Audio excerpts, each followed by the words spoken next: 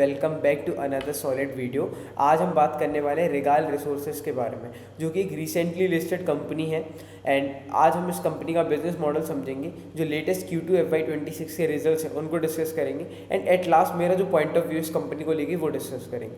तो शुरू करते हैं इस कंपनी के बिजनेस मॉडल से। ये कंपनी अपने सेक्टर में, जो कि कॉर्न बेस्ड सेक्टर है, उस सेक्टर में फास्टेस्ट ग्रोइंग कंपनी है। मेनली ये करते क्या है, जो कॉर्न होता है, मेज़, ठीक है, मेज़ को ये प्रोक्योर करते हैं फार्मर्स से बिहार के रीजन में। बिहार में मेनली कॉर्न को ग्रो करा जाता है, मेज़ को वहाँ से प्रोक्योर करते। इनका एक बिहार में प्लांट है, मैन्युफैक्चरिंग यूनिट, जहाँ पर लेके आते हैं उस कॉर्न को जो प्रोक्योर करा होता है ना, उससे बनाते हैं कॉर्नफ्लोर। एंड इस कंपनी का मोस्टली 50 से 60% रेवेन्यू कॉर्नफ्लोर से आता है, जो कि कहलाता है स्टार्च। कॉर्नफ्लोर को ये सप्लाई करते हैं बड़े बड़े बिजनेसेस को, जैसे कि आपका जो कॉर्न बेस्ड प्रोडक्ट्स बनाते हैं, सूप्स वगैरह में डलता है, फ्रेंच फ्राइज में डलता है, बहुत सारी चीज़ों में डलता है कॉर्न। तो कॉर्नफ्लोर को बना के प्रोसेस वगैरह करके सप्लाई करते हैं बड़े बड़े बिजनेसेस को। इनका कोई डायरेक्ट प्रोडक्ट नहीं है, मेनली B2B बिजनेस समझ सकते हो, बिजनेस टू बिजनेस का काम है। कोई ऐसा ब्रांड नहीं है रिगाल रिसोर्सेज के नाम से जो आपको प्रोडक्ट मिल जाएगा in offline markets. Mainly B2B company है। बात करूं तो इनका यही है कि मेज़ जो होता है, मेज़ को फार्मा से प्रोक्योर करते हैं, बिहार वाले प्लांट में लेके आते हैं एंड उससे कॉर्नफ्लोर बना के देते थे। कहानी सिंपल चल रही थी। 2018 में कंपनी की शुरुआत हुई। With in 7 years fastest growing company है अपने सेक्टर में। एंड बात करूं तो 180 टन्स की कैपेसिटी से शुरू करा था, एंड FY26 में, मतलब 8 से 9 साल के अंदर में 1650 10x कर लिया इसने अपनी कैपेसिटी को। सो बहुत ही लाजवाब चीज़ है, मतलब 10x कैपेसिटी करना, वो भी 6 से 7 से 8 साल के पीरियड में। That is really very phenomenal, great. अब बात करेंगे इस कंपनी में चल क्या रहा है अभी। तो यार इनका मेजर रेवेन्यू तो देखो कॉर्नफ्लोर से आता था, कि भाई कौन लिया और कौन से कॉर्नफ्लोर बनाया स्टार्च, उसको सप्लाई कर दिया। इन्होंने धीरे धीरे क्या शुरू करा, वैल्यू एडिड प्रोडक्ट बनाना शुरू करा। मतलब कॉर्नफ्लोर से भी जो ज़्यादा वैल्यू एडिड होते हैं, लेट्स से कि ग्लूकोज में डलने वाले कुछ प्रोडक्ट्स वगैरह, ऐसे कुछ मतलब प्रोडक्ट्स हैं जिनके मैं अगर नाम लूँ तो इनकी इन्वेस्टर प्रेजेंटेशन में इन्होंने नाम लिए हैं वैल्यू एडिड प्रोडक्ट्स के। सो देखो वैल्यू एडिड प्रोडक्ट्स में, जस्ट अ मिनट यहाँ पर ये देखो, इनके जो मेन प्रोडक्ट्स हैं वो नेटिव मेज स्टार्च है, येलो डेक्सट्रिन है, एडिबल स्टार्च वगैरह, इस टाइप के स्टार्च हैं। वैल्यू एडिड प्रोडक्ट्स में इनका ना देखो, main icing sugar, custard powder, baking powder और मेज फ्लोर, ये हैं इनके कुछ वैल्यू एडिड प्रोडक्ट्स। एंड को प्रोडक्ट्स हैं इनके मेज जम, मेज ग्लूटेन, मेज फाइबर, मेज स्टेप लिकर, इनरिच फाइबर। अब जो मेन चीज़ होती है ना वैल्यू एडिड प्रोडक्ट्स, समझो पहले 10 रुपये का कॉर्न लेके आ रहे थे फार्मा से, एंड वो 10 रुपये के कॉर्न को लेट से 12 रुपये में कॉर्नफ्लोर बना के कंपनीज को बेच दे रहे थे। अब ये क्या कर रहे हैं, उस कॉर्न से पहले कॉर्नफ्लोर तो बेच ही रहे हैं, साथ में उसी कॉर्न से क्या कर रहे हैं, कस्टर्ड पाउडर बना रहे हैं, बेकिंग पाउडर बना रहे हैं, मेज फ्लोर बना रहे हैं, आइसिंग शुगर बना रहे हैं। इन चीज़ों को 12 रुपये में नहीं 15 रुपये में बेचेंगे।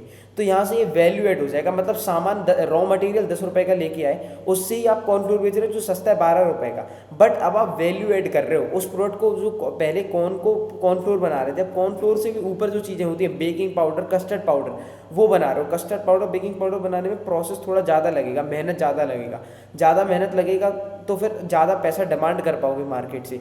तो वही ये 10 रुपये का जो रॉ मटेरियल पहले 12 रुपये में मार्केट में जा रहा था ना, अब वो 15 रुपये में जाएगा। यहाँ से वैल्यू एडेड प्रोडक्ट्स पे शिफ्ट हो रहे हैं धीरे धीरे। इस कंपनी का अगर मैं बात करूँ तो वैल्यू एडेड प्रोडक्ट्स का जो रेवेन्यू शेयर है वो भी बढ़ता आ रहा है। I am sorry for that. यहाँ पर अगर हम इनका रेवेन्यू मिक्स देखें, देन रेवेन्यू मिक्स में इनका अभी देखो वैल्यू एडेड प्रोडक्ट्स का 31% है। 31% जो आ रहा है वैल्यू एडेड से आ रहा है, 47% आ रहा है इनका कॉर्नफ्लोर से, जो मेन प्रोडक्ट है अभी तक का फ्लैगशिप प्रोडक्ट है इनका, एंड 20% इनका आता है को प्रोडक्ट से।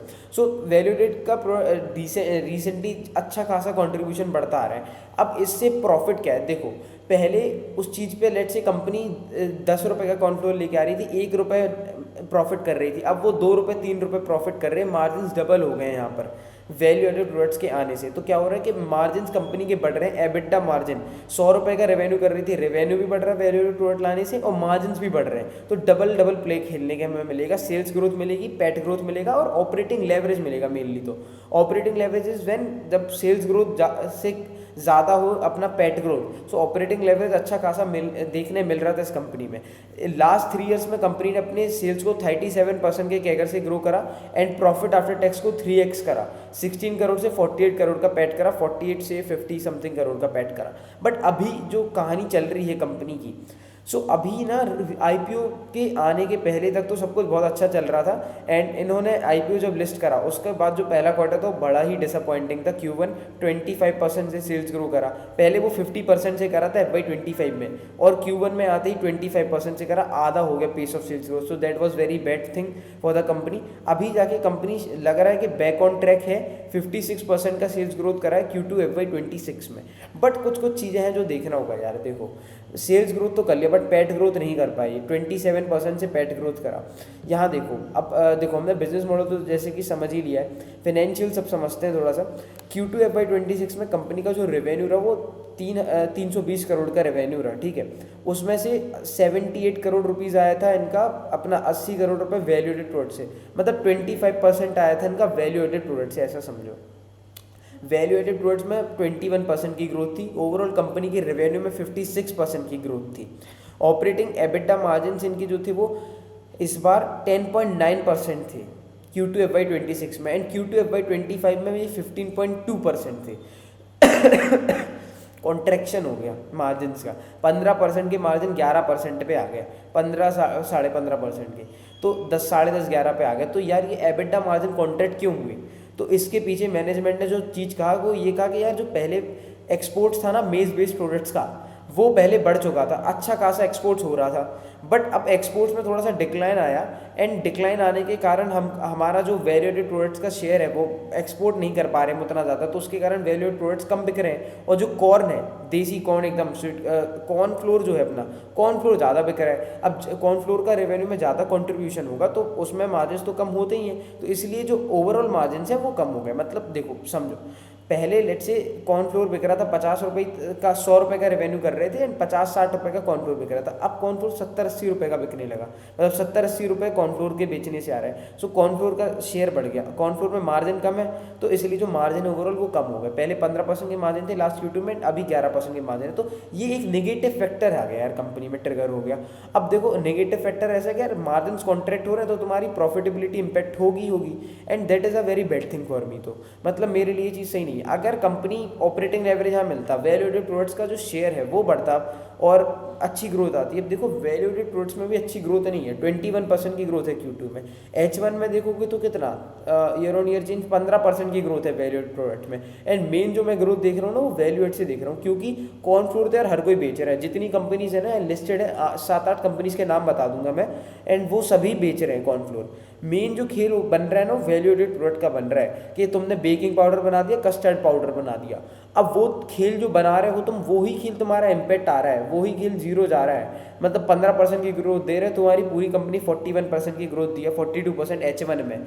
सो मेरे लिए वो तो सही नहीं चल रहा है। ओवरऑल FY25 में देखो तो 53% का ग्रोथ था, बट अभी 15% का ही ग्रोथ है, मतलब वो 40% का ग्रोथ है। तो पेस ऑफ सेल्स ग्रोथ भी हाई टू लो आ गया, मार्जिन भी कॉन्ट्रैक्ट हो गए। सो और मार्जिन ऐसे वैसे कॉन्ट्रैक्ट नहीं हुए, मतलब H1 के बेसिस पे देखोगे तो 3.5% से कॉन्ट्रैक्ट हुए, और Q2 के बेसिस पे देखोगे तो 4.5% से कॉन्ट्रैक्ट हुए। सो मतलब अच्छी चीज़ नहीं है बिल्कुल भी एबिटा मार्जिन का कॉन्ट्रैक्शन होना। एंड ये चीज़ मैंने Q1 में भी Q1 का जब वीडियो बना था उसमें भी बताया था कि यार एबिटा मार्जिन इनके कॉन्ट्रैक्ट हो रहे हैं, सो थोड़ा सा संभल के रहना पड़ेगा। एंड स्टॉक में भी आप देखो कि ऐसा कुछ मोमेंटम नहीं है, 100-120 के लेवल पे लिस्ट हुआ था, 130 80-90 के लेवल्स पे आ चुका है। एंड अगर ऐसे ही हाल चलता रहा तो स्टॉक ऐसे ही लेवल्स पे पड़ा रहेगा, और क्या पता और नीचे आ जाए। अगर कंपनी को अच्छा करना है, स्टॉक को अच्छा करना है, तो जो कंपनी की सेल्स है, सेल्स को सबसे पहले अच्छे से ग्रो करना होगा। वैल्यू एडेड प्रोडक्ट्स जो है वहाँ पर अच्छे से ग्रोथ लानी होगी, और जिससे इनके मार्जिन बढ़ेंगे। मेन तो होता है धंधे में प्रॉफिट, अगर इनका प्रॉफिट बढ़ा ना स्टॉक का प्राइस भी बढ़ेगा। तो प्रॉफिट को ये ग्रो नहीं कर पा रहा है, प्रॉफिट ग्रो करने में दिक्कत जा रही है इन कंपनी को। इसकी मैनेजमेंट की कमेंट्री दिखवाता हूँ एक बार। बिहारी लोग हैं, तो देखो इनका ऐसा कहना था कि value added products for Q2 FY26 stood at 785 million, registering का growth of 21.3% year on year. Value add margin however moderate to 24.5%, contracting 713 basis points year on year. Last year तक समझो यार, कॉर्नफ्लोर बेचते हैं ना, कॉर्नफ्लोर में केवल 8-10% के मार्जिन थे। अब वैल्यू एडेड प्रोडक्ट बेचने लगे ना, कस्टर्ड पाउडर, बेकिंग पाउडर, उसमें 30% के मार्जिन थे, ट्रिपल मार्जिन हो गए थे। तो इनका जो ओवरऑल मार्जिन था वो भी बढ़ता आ रहा था लास्ट ईयर तक, बट अब वैल्यू एडेड प्रोडक्ट का शेयर कम हो रहा है तो मार्जिन भी कम हो रहे हैं, ठीक है। अब लास्ट ईयर तक 30% का मार्जिन था, 31% का वैल्यू एड में, अब वो 24% का हो गया, तो 7% से कॉन्ट्रैक्ट हो गया यहाँ पर मार्जिन कॉन्ट्रैक्शन का रीजन देखो, contraction in value add margin was largely due to 2 factors, 2 factors थे वैल्यू एड मार्जिन का कॉन्ट्रैक्शन के।